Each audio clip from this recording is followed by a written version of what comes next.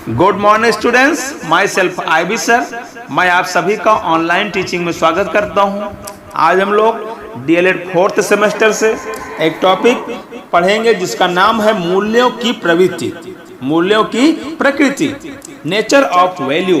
Last video में हमने पढ़ा था मूल्य का अर्थ, मूल्य का अर्थ एवं परिभाषाएं, जिसमें हमने देखा था मूल्य क्या है, सत्य, ईमानदारी, अच्छाई ही क्या है, मूल्य है। यानी सत्य, ईमानदारी और अच्छाई द्वारा किया गया कार्य क्या है, ये मूल्य है। तो उसी की हम प्रवृत्ति पढ़ेंगे, मूल्यों की प्रकृति, मूल्यों की प्रकृति।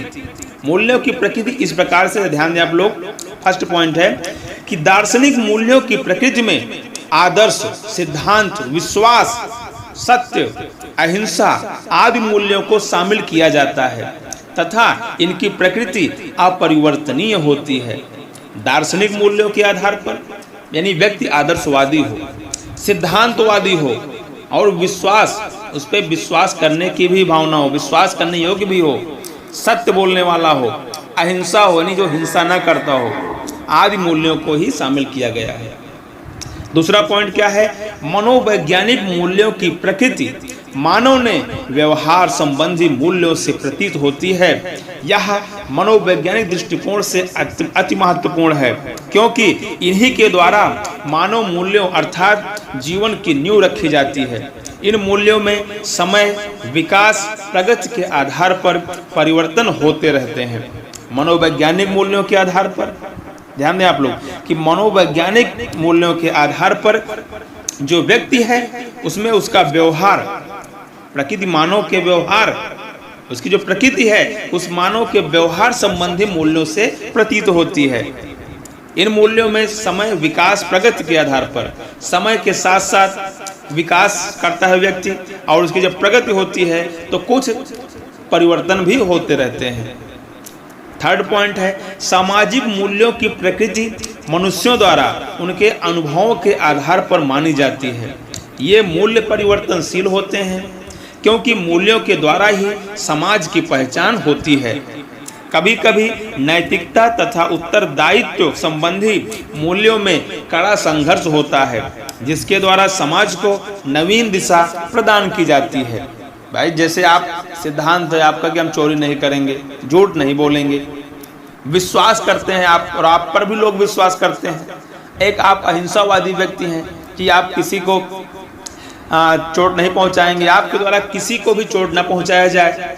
भाई अहिंसा का मतलब क्या होता है, हिंसात्मक कार्यवाही न करना, यानी किसी को भी मारना नहीं, पीटना नहीं, यानी ऐसे अनैतिक कार्य नहीं करना जिसके द्वारा आपका, आपके व्यक्तित्व का, आपके विश्वास का क्या हो, हरास हो, मतलब नुकसान हो, हास हो।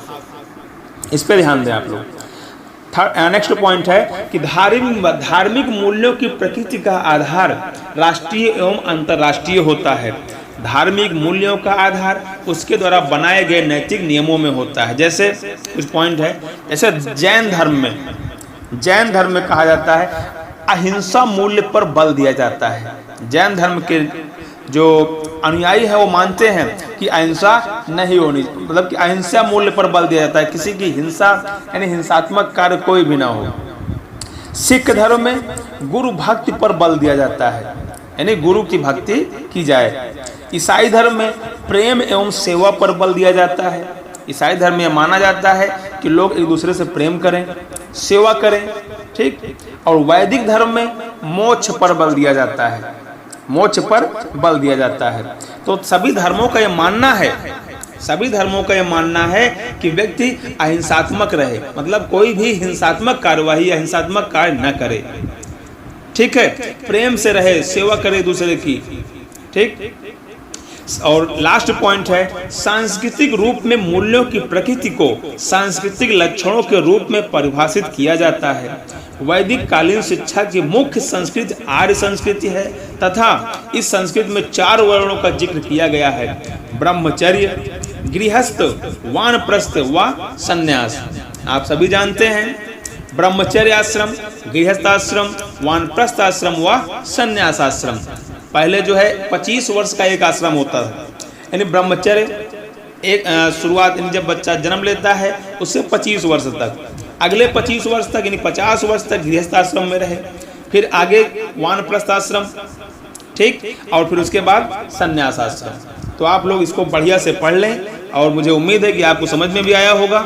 ठीक है, इसकी तैयारी करें और आगे एग्जाम में अच्छे से जब भी प्रश्न आए तो उसका एग्जाम दें। ठीक है, थैंक यू।